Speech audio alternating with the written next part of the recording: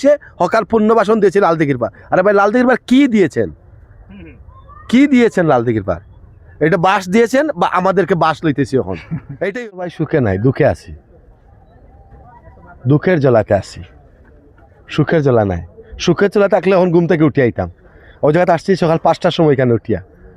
যে অবস্থা হয়েছে আপনারা তো দেখছেন, এই বাজারের অবস্থা কি হয়েছে এটা আপনারা একটু বিবেচনা করেন। একটা তেরফাল নাই, সবার মাল নষ্ট হয়ে গেছে।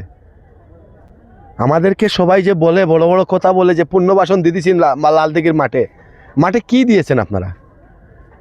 বাস মার্কেট বানায় যে বাস আমরা লইতেছি। আপনি দেখেন এইখানে ডিসি সাহেব তো আমাদের পাশেই আছেন।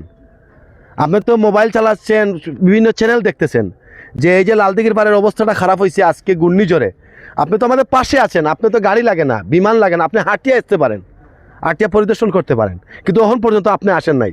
সিটি কর্পোরেশন থেকে একজন সচিব আসলেন, উনি বলছেন আমি নয়া আসছি, আমি আসছি আপনাদের দেখার জন্য। উনি যখন বলছেন নয়া আসছি, উনির সাথে আর কথা বলা যায়?